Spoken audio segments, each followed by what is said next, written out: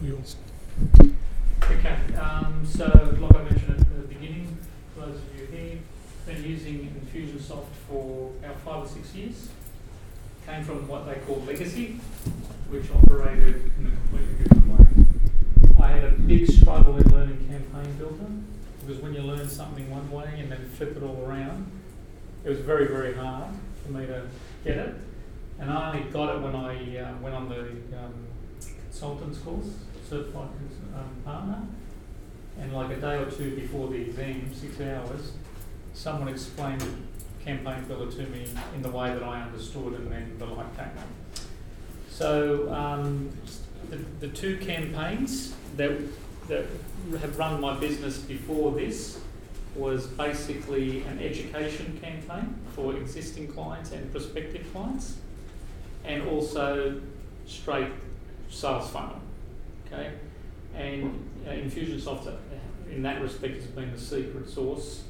We went, when the first 2 years of operation, we had about 20 clients, and then within 1 year we got 50 and 40s and 30s. And it wasn't because of necessarily knowing Google AdWords or anything like that, it was actually the whole follow-up. And so the secret sauce has always been Infusionsoft. Most people use Infusionsoft just for sales and marketing. I had a major pain. We run a Strata management company. We manage buildings. There's a lot of repairs and maintenance that goes with it. So the burning thing for me was about managing repairs. Okay, quotes, work orders, payments. So 2 years ago, I was at an academy, Infusionsoft Academy. One of the ladies that you may or may not be aware of, Christy, who's also a certified consultant, we were just chewing the fat, and I said, yeah, this is what I'd like to develop, and we designed it, and we got part of the way to my overall design. So the thing that, and I can hear the frustration sometimes in terms of, you've got to have persistence.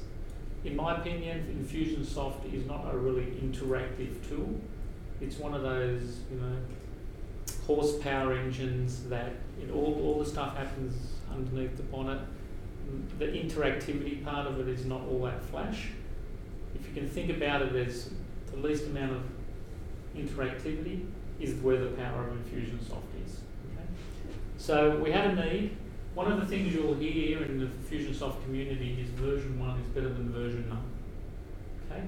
So when we did version 1 of a automated work order quote follow-up system, it had issues, right? 100%. So to the point where I'd say the design was flawed, but it worked to an extent. Had I not gone down version 1, I would have never gone to version 2. Okay, so that's the first principle. It's never going to be 100%. And so I don't look at it as there was problems. I look at it what I've got now, which is, as Richard mentioned, it won me industry awards in our industry, in the Strata industry, through innovation. Last year I won the Microsoft Technology Makeover Prize, which was to do with demonstration of innovation. Tell me how much it was worth. It was worth about $150,000. Got 17 new PCs, a server, full implementation of all the change of systems, Microsoft CRM Online, Power BI, 12-month subscription of all the Microsoft products for free. So, all right, big. I'm paying a little bit of a premium on support now, but that's okay. I would have never been able to do it in a million years, what we achieved. So, okay, so the two issues that I experienced, which I wasn't aware of them up front, is that my campaigns had the same email address going through them more than once. So normally, you have one contact record with one email address. It goes through nice right throughout the campaign. But because of what I had to do, I needed to have multiple contact records. Therefore, what I found out when things weren't working as expected is that when you've got more than one email in a campaign, it regards the second, third, fourth as spam. They don't get sent out. So the system was based on notifications being sent out. Key principle, first one went, none of the others went. Okay? Now you wouldn't know that because probably you're sending campaigns out with the one contact record, one email address, only once through the campaign. Okay? Secondly, when that occurs is that it doesn't know, Infusionsoft doesn't know well, which record do I actually deal with? Email address 1 or email address 2, which is in the same, and so things were merging in with each other.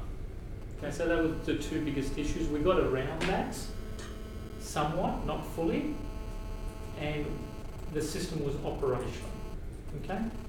So now let me describe then, based on those issues, sort of what version 2 looks like, which is using tools beyond Infusionsoft, and some of the things that I'm going to touch on you could utilise, and I strongly recommend you do, to make your maintenance of Infusionsoft 10 or 100 times easier to maintain. Because some of the tools are available and they can be made available in any campaign, not just this one. Okay?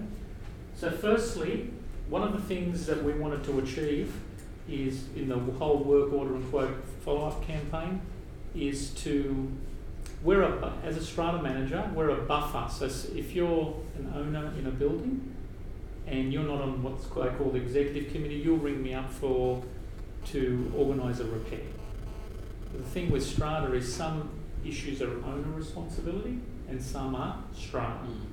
So the gravity form, the only reason I put the gravity form up there is it's not just a form. Gravity form has the ability to add what I call conditional logic, saying if you click on this radio button, tell the end user that it's not a Strata responsibility and make the issue go away. Because that's what we do if it's a face-to-face conversation. So what the gravity forms enable us to do is weed out the 50% of queries that we don't even have to deal with. Because normally it would be an email request and we'd have to respond, or a phone call and have to respond. Okay? Do you want people asking questions through? Yeah, absolutely. Yeah. So as I go through this, by the way, I'm technical, but I'm not a techo. Okay. So when I show you bits of this campaign where you're interested, if I had to create this, I couldn't. It would have taken me 3 years to figure it all out. But do I understand the logic behind what's there? Yes. So I'm no different to you. I couldn't have created all this myself. Some of it I could, but other more techie parts I couldn't. But the tools are there. Also, is the gravity form embedded in your website? Yes, it is. It's in WordPress. Okay, Yeah. So WordPress add-on, Yeah. and you can integrate it with Infusionsoft through another plugin. So whatever he puts in on his WordPress site, when people enter, gravity form captures it, does some intelligence, it spits them back out, or puts them into Infusionsoft, or triggers a campaign in Infusionsoft. So that's at a technical level. It's got conditional logic, and it's all to do with the concept of who is responsible. We took a document that's available on our industry website with about 100 different parameters and said, and pretty well put the logic in there as to, is it Strata, is it not Strata? Okay. Why did we do that? Because we wanted end users to actually, rather than send us a unstructured email with the work request, we wanted them to fill out the form so that they could trigger the work request through the form and start adopting self-service.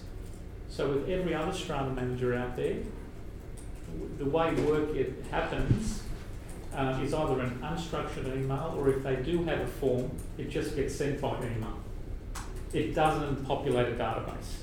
Okay? So we introduced the concept of self-service here. Now this is where it gets really sexy. Okay? So you would understand that. Okay, firstly, Infusionsoft's got an X amount of standard contact fields, and you've got a limit of 100 custom fields. Yeah. To do something really, really complicated, that's not enough. Nowhere near enough. Okay. So what you're able to do and what we had to do, initially version 1, everything that we did was in the contact record. Okay?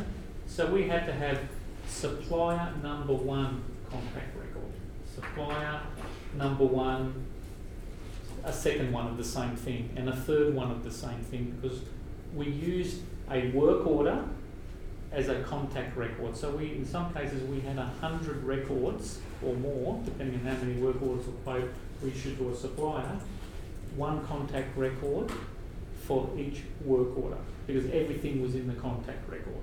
The form was in a tab within the contact record. Okay? Bit messy. It worked, but it's a bit messy. Plus, we started running out of fields as well.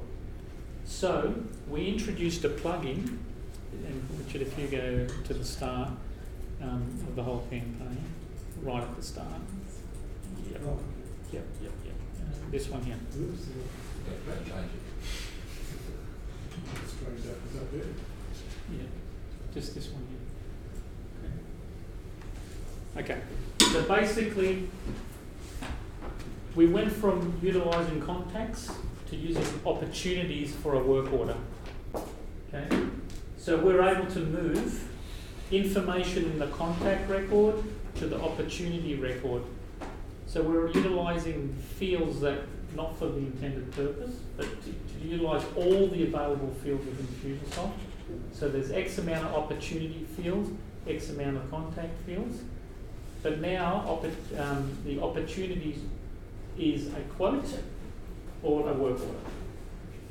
So 1 supplier, 1 contact record, work orders and quotes, and then just opportunities. Okay? And we're able to move information, which is if you just any one of those. Yep. What this means in layman's is grab information from the contact record and move it to the opportunity record. Okay? Very powerful because standard Infusionsoft doesn't do that. Through this HTTP post, which is, by the way, from a company called the API Guys. Kim Snyder used to own it. A lady called Monica owns it now, but they've got plugins available to be able to do this. Okay. Otherwise, my version 2 would not. There's no way I could get it to work in any different way. What doing it this way enabled us to also do, because I didn't have duplicate email addresses in the campaign anymore, is this notification wouldn't work this method. Now the notifications do work now, going through this plugin. Okay.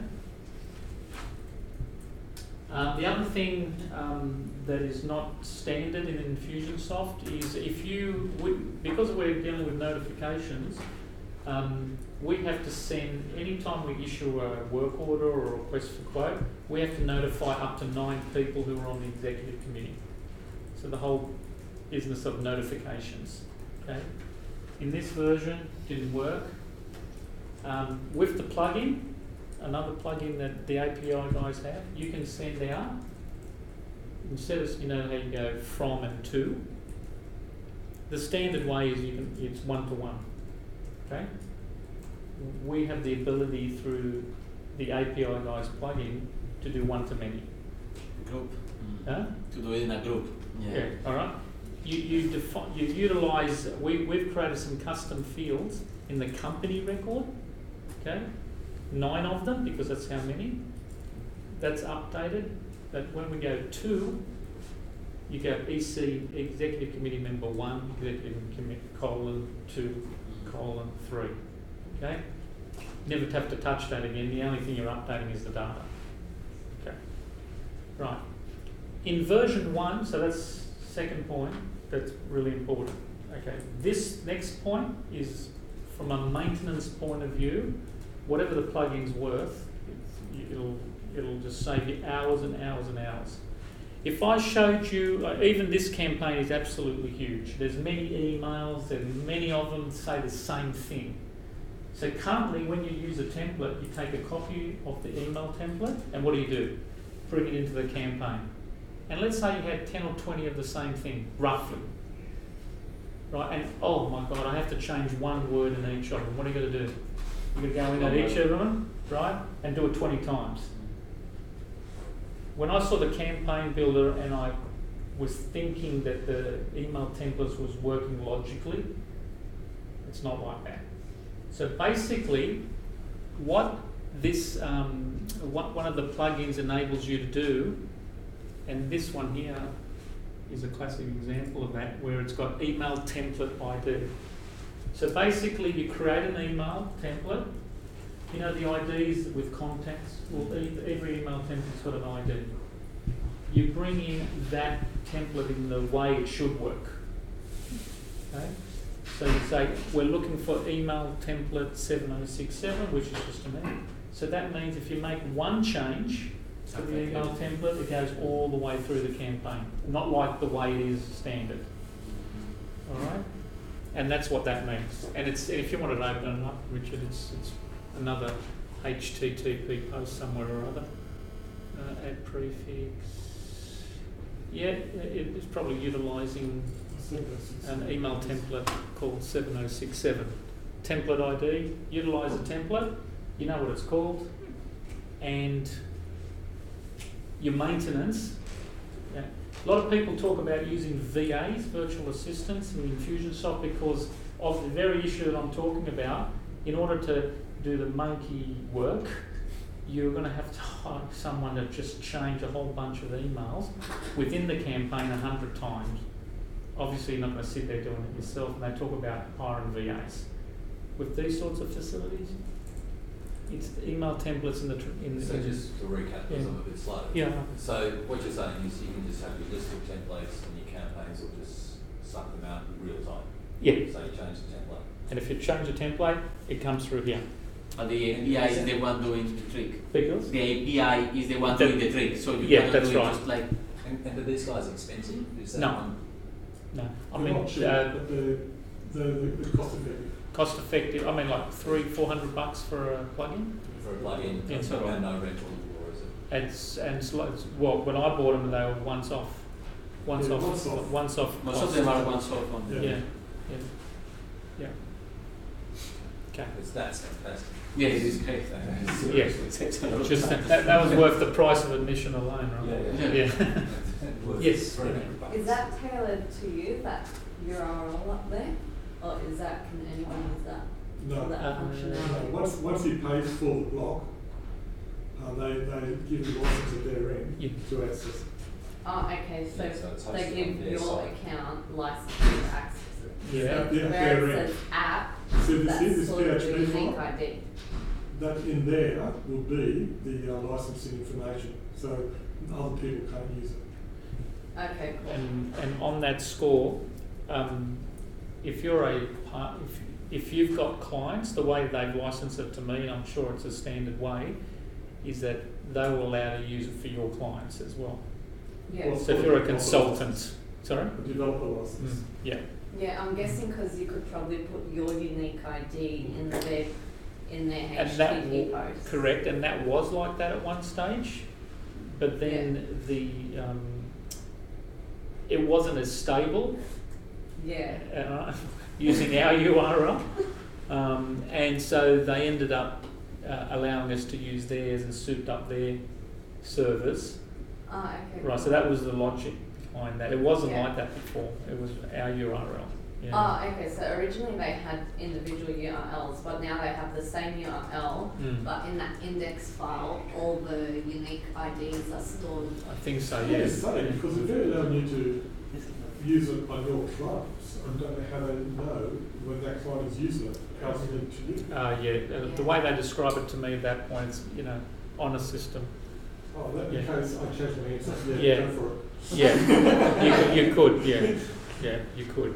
I mean, I'm sure they've got monitoring tools that see Yeah, of who's, course. from what IP address. I was excited about No, that. it's Yeah. using an app called Ossie Pisanu. Yeah.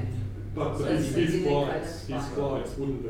Would be their client's app, and that's Mm. interesting to see how they do that.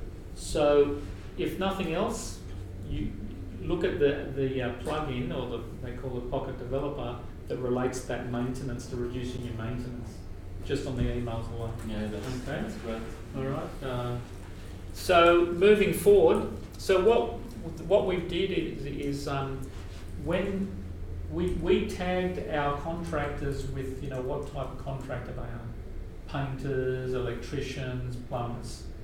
So when this campaign goes and issues a work order or a request for quote, there's a little bit of scripting involved, which is not even a plugin, that says go and search for all the contact records that have got this tag of plumber, okay, and issue it to one of them.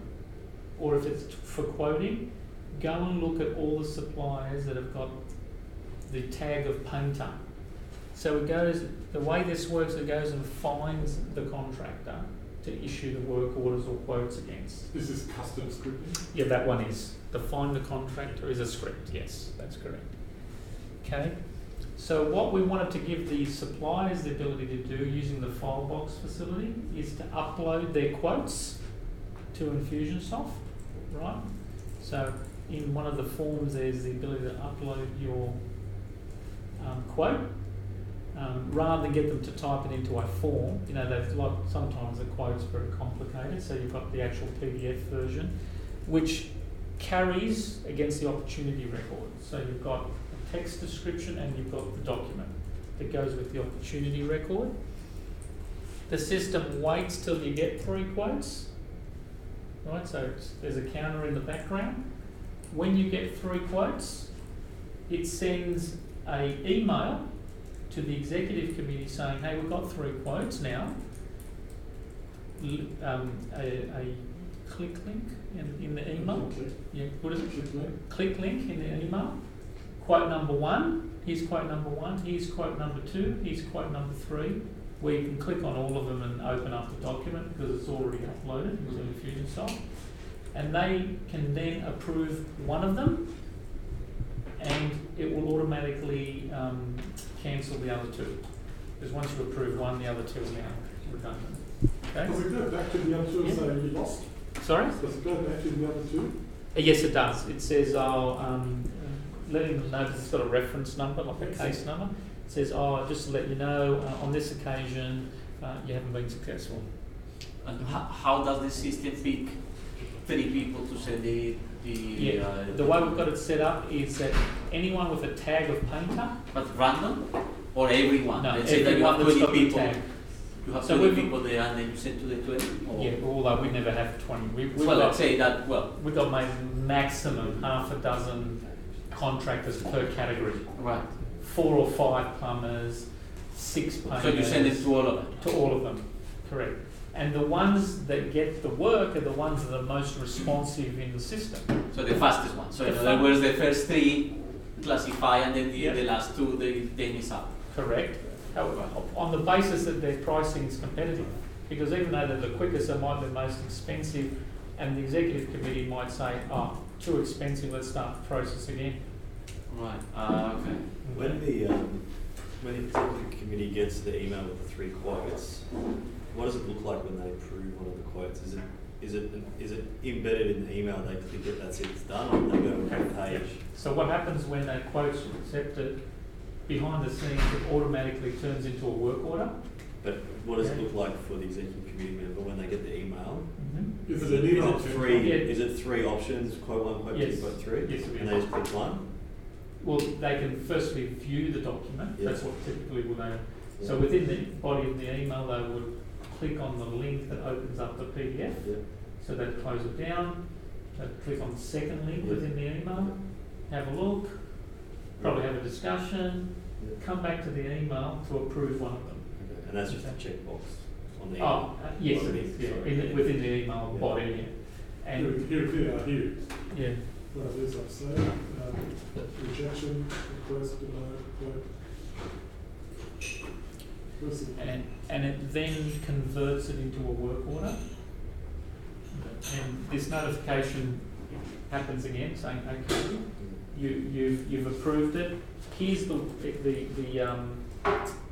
email goes out to the contractor in the form of a work order because it's printed up. The EC gets notified, so that everyone's in the loop as to what's just gone out in terms of the wording as well. And this is another add-on that you've done? that is just linking one campaign to another. So it's with the use of tags. So if the goal is when the work order successful thing happens, it achieves the goal and then sends out the email with work order format. The data's already trapped in there. Yeah, so that's standard Infusionsoft. There's no extra stuff in there. Yeah. And that's working like that in the existing version 1. And it's similar in version 2. Okay, so it's to do with tags and goals, that one. Okay, so what we ask the contractor to do is to give us dates about when they're going to do things. Okay, so part of the forms that they get, when we issue a work order to them, we say, when are you going to do the job?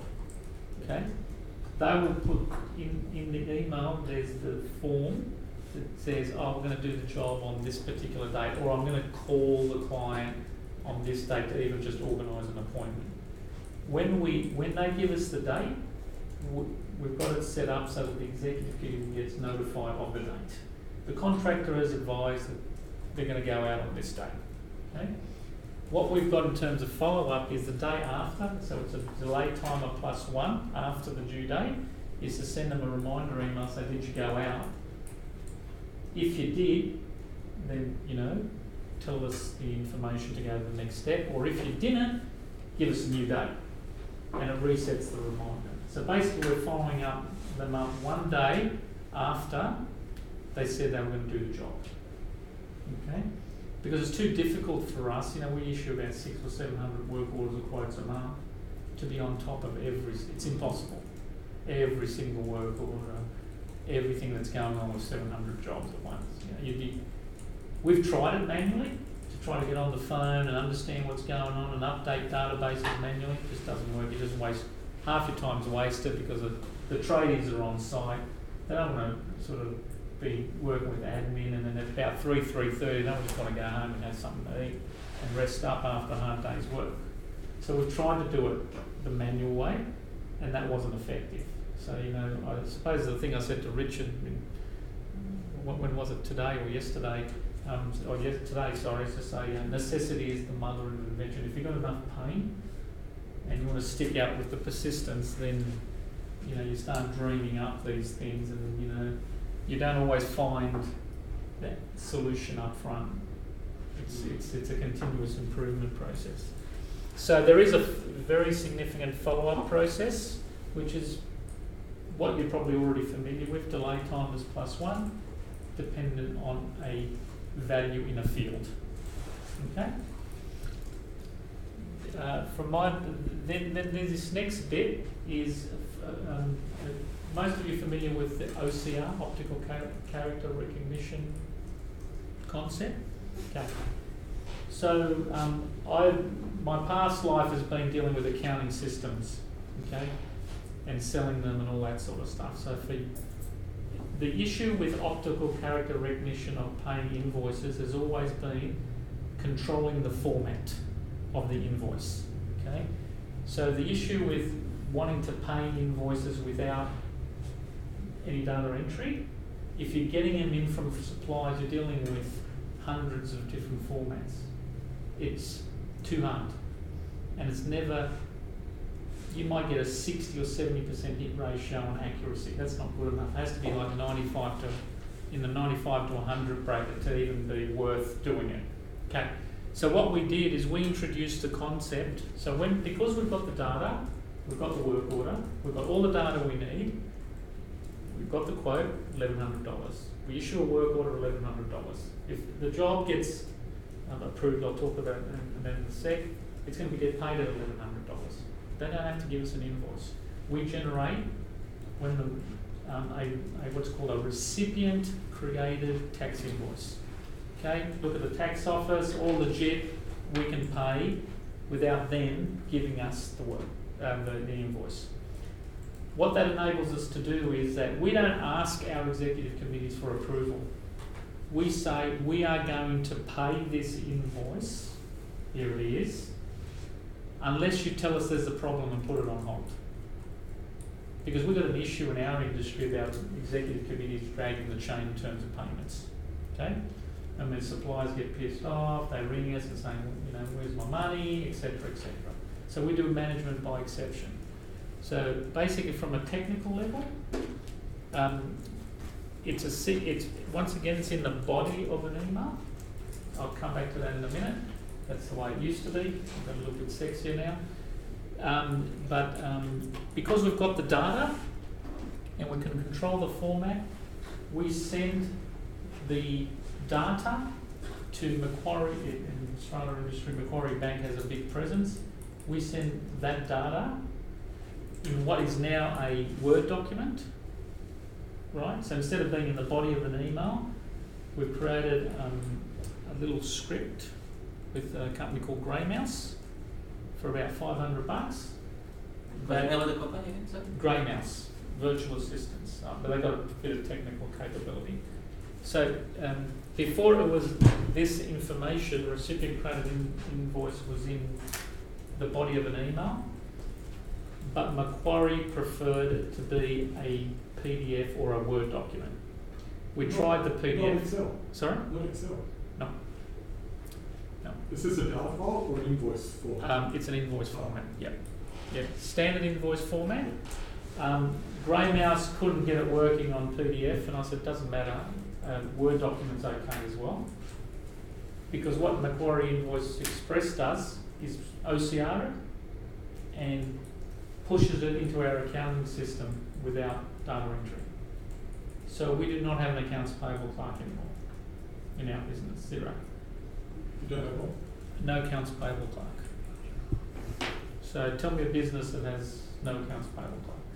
The only things we can't do automated is executive committee reimbursements if they go and buy something from Officeworks and stuff like that. Though we might get a dozen reimbursements a month, and those get. So when you say Macquarie takes that PDF or Word document, extracts the data out of there, Yep. and creates the correct entry in your accounting system. Yes. Yep. Oh. Yes, I know. That's a secret sauce. Yep. And the reason we're able to do that is because we control the format within Infusionsoft. Infusionsoft. Sorry? What accounting software? It's a Strata specific one. Really? So But before the accounting software that we had accepted CSVs. So our output before was not a Word document. Actually, I got caught by surprise when we upgraded. So before, the integration was through an Excel spreadsheet. So we pumped the data into an Excel spreadsheet out of Infusionsoft through, what's it called?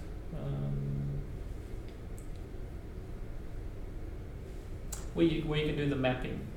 Word merge? No. Oh, is that? No. Actually, we can have a look at it if anyone's interested. I forget what it's called, the facility in Infusionsoft now.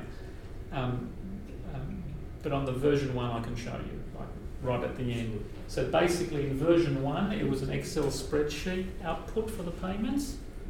When we went to the new version of the accounting system, they didn't accept Excel anymore. We had to do either in a PDF or Word document in order to grab the data and do the same integration in the account. But it was in the document, it was an invoice format. Yes. Version 1 wasn't because it was Excel spreadsheet in column format, but this one was, this new one is in invoice format. They're utilising OCR Which technology. is a recipient created tax invoice saved as a Word document. Yes. And the way, because I've created that integration into our accounting system, it's not an export-import, it's an actual direct feed into the accounting system. Yeah. So, unless you're persistent, this process from start to finish, it's taken 2 years. Is that all? But the first one took about probably 3 months, and the issue is not in the coding, it's in the testing. Because there's so many variations, it's all about the testing that you do. That's what takes the time, because when something's wrong, you've got to go back, get tweaked, right? So the elapsed time was more about testing all the variables, because when you start pushing something this complicated out to a whole heap of people, and I'm talking 500-600 people, and it starts going wrong, you're going to experience a lot of pain, right? And I come from that background, and even in version 1 I thought I tested it pretty good for 3 months, but I was only testing one supplier at a time, eh? Guess where the problems happen? Supply 2 to 100. I should have known better, but you know, I thought I did enough testing just on that scenario, and I never envisaged there would be an issue with multiple suppliers. But that's where it caught me out. Yeah. So if you take nothing else away from today's presentation, I know it's pretty huge, and it has been a significant investment. I've probably spent 20 grand in terms of tools and some assistance from the API guys in terms of getting all this cracking, which in the scheme of things, in terms of changing my business, was nothing. Because in year 1, I was able to get rid of an accounts payable part that I was paying for like 35 to 40 grand. Okay? And in going down self-service, I had a full-time person actually entering work orders and quotes, whereas now the clients. So my goal was to get rid of 2 headcount as a result of this, and that's occurred. It occurred later than I thought, about 6 months after I expected, but that was because, you know, all the testing and issues and getting them fixed. So I suppose the takeaway is you can move data between contact and other record types to give you extra capabilities. And if nothing else, you know that there's a tool out there that allows email templates to work as that. Email templates. That's part of it. All right, and it just reduces your maintenance life. Well, in some cases, you know, there could be 100 emails. I remember Christy did, she could tell you this, a couple of Christmases ago, she had to spend her Christmas day updating the work order to quote, or vice versa, because in my testing of what she delivered initially, she copied the campaign. There was a quote campaign and a work order campaign, and really all she really needed to do was just change the words of 100 email sequences. She was cursing, all right?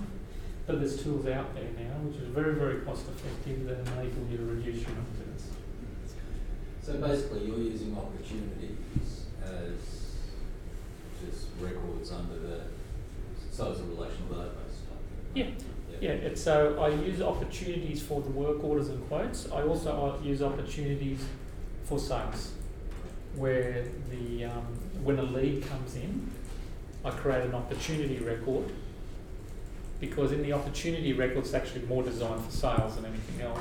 It says, you know, what's the likely, when's it going to close, what's the likelihood, you're right? So there's a campaign there where I use opportunity records and stage moves to do with sales. Yeah. So you can use them for a number of different purposes. So basically I could say that opportunity records for the purpose of this campaign is, it's called bastardizing the system. Yeah. You know, you're using fields for different purposes. You know, the label says one thing and we're using it for something different. But yeah. Did you, sorry, Yeah. did you, before get starting on this, did you ever consider doing an app instead of going through all that?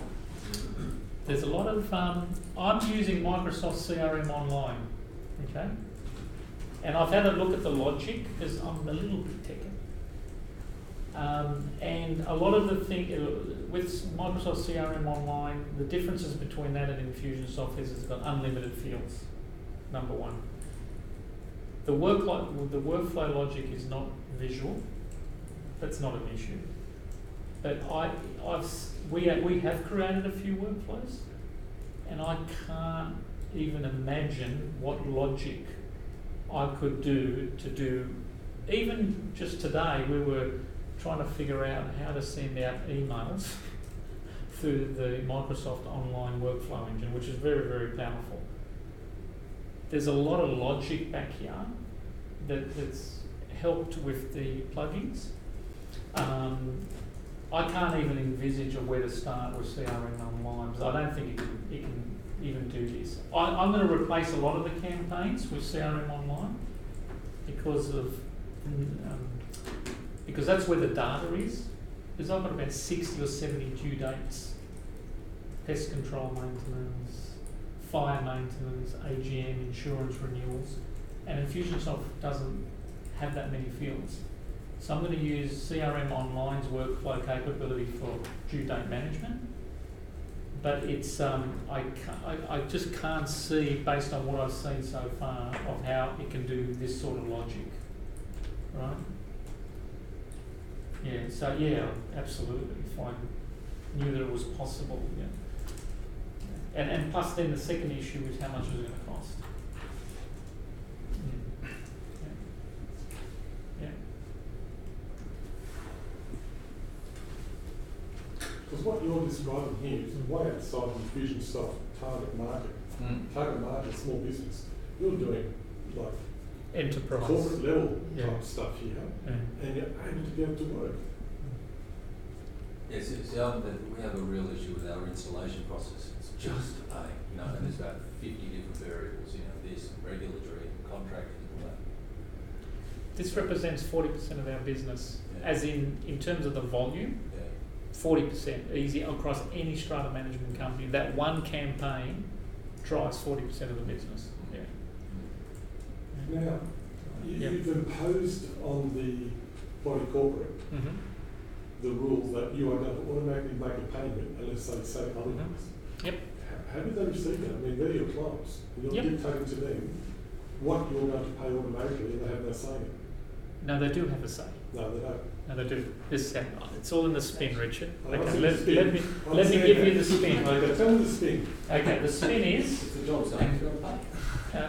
yeah, that's right. So firstly, you've got to maintain a good relationship with your suppliers. You can only issue a work order when there's money in the bank, so it's never a cash flow issue.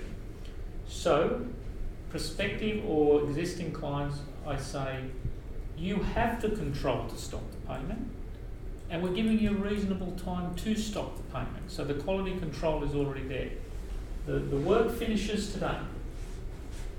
I just said let's call it 7 days. At the moment, the way the logic is 7 days. I could have made it 10, 14, whatever they want. We pride ourselves on paying suppliers every week. So if they've completed the work within 7 to 10 days, they get paid. The clients like it because they want to keep good relationships with the suppliers. Which clients? Which The body corporates, the Oh, executive they committee. like it. Absolutely. That's what we'll do. Other strata managers pay them once a month. We've got a payment run every week. So the suppliers shouldn't have to wait more than 7 to 10 days to get paid. So we say, if there's no issue with the work, then the process just happens. But however, you see, you get notified that the contractor said the job's complete. Get your lazy ass out there, have a look at the Check. job, see if there's a problem Let us know. before we get paid. So if there is a problem, they've got to hold. They can hold the payment. If there isn't a problem or someone's being lazy, it goes through. Now, at the end of the process, I'm the only one with a token for our, I've got to approve the payments in Macquarie's trust account. I'm the only one. Now, I'll always have a look at the big amounts and I'll go, is that really approved? Just as that trust account, because I'm dealing with millions and millions of dollars. So you always give it the once over and right at the end, which is me, with the token, going into the bank and having a look at all the payments now. Yeah, I'm aware that this is happening, that's happening. Yeah, there's sort of right at the end there's also some more eyes. So, yeah. So I haven't had a problem with that, right? But the mentality is the reverse. The mentality for everybody else is we want to approve every payment, which is a bottleneck. It slows everything down because you are only as good as your weakest link. If someone's away, lazy, that means we as strata managers get all these phone calls that we really don't need to do. So I flip this RCTI is flipping the process back to front. The reason you've asked me the question is because the reverse is normally the case. Okay? So what I will leave you with in terms of like philosophy, if you want to be innovative, start by turning the processes back to front, right? Challenge, because it just gets your mind working in a different way. Just do the opposite of what everyone else does, or think the reverse process, right?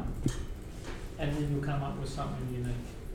Because it just makes you think of things in a completely different way. So that's what I do. I try to just put myself out there and think the opposite. Not because I'll end up with the opposite, but it gets your brain working in a different way.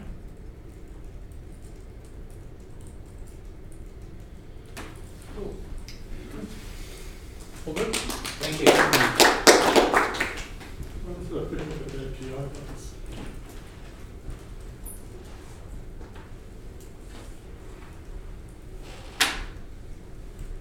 Question.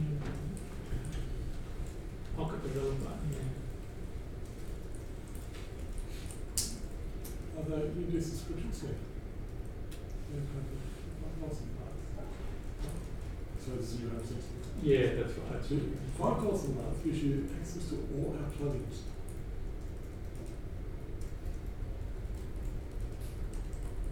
Only for plugin injection. Oh, okay. So it's a base of $5 plus as you go.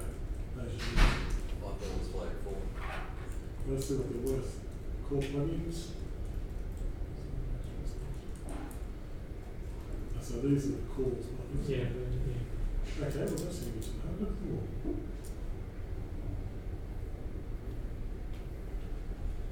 Spend some money quickly. Boosting plugin, only another $4. What's that for each one? These are the plugins. Are they $4 each? I would suggest. See that file upload facility? That was one of the things I spoke about. That's a plugin. Parsi does that as well, yeah, those. Isn't it? Yeah, Parsi. Oh, okay, cool. So the trick is, you go to Zapier, check to see if you can do it first, then go to Parsi, P-A-R-S-E-Y, to see if you can do it. There's another one called Infusion Helper. What's the first one? Zapier. Zapier. It's the lowest level basic integration, but it connects all cloud apps to all cloud apps. Really, that's what it does. But within each connection, it's limited in what you can do, but not for all. So you check there first because that's the cheapest. Then Parsi. Next one is Infusion Helper, which is a newer one, and I don't have any time to look at this much detail yet. Infusion Helper.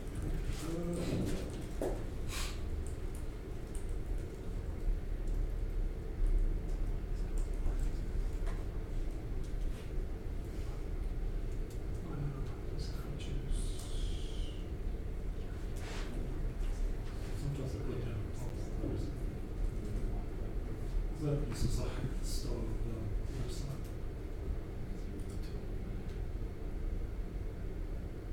Look at that. You're not marketing people. No, they are. This is, believe it or not, this is a latest style of website design, and I absolutely hate it. You know, I just want to know the helpers. All this testimonials, if you can start about this, what I'm going to do, but it's not clear. What does it do, Richard? It's like, no, okay, they're going to make you opt in before they'll tell you what their features are. Okay, it's similar to what the API guys or Parsi, which is you want to do this functionality, so here's a list of all the functionality that it'll do for you. Okay, but the Zapier is like the powerhouse one as well. But there are some things that I think these other guys have copied the APIs that they can do that you have to pay $2 for and just stuck it in one of the features they do. Another one is a big one, who is owned by the brother of the guy who owns Infusionsoft. It's called Plus This. That's another one. I think it's about $70 a month. He does a lot as well. A lot of people love that. Okay, so let's go with that. list just goes on and on. But if you do it level by level, you see what you're going to do. This is a more complex way of doing it, but very powerful. Right. Thank you for that. Where do you rate Workado on that scale? Yeah, so that's another one. Workado is a very powerful integration tool, more powerful than probably anything else. Well, in terms of the flexibility, you can define what the steps are that you want to happen in part of the integration down to the minute level. So it gives you an enormous amount of flexibility, and therefore it's powerful. And it's the core technology behind Infusionsoft being able to integrate to Xero and payments, Infusionsoft payments, which is not available in Australia yet.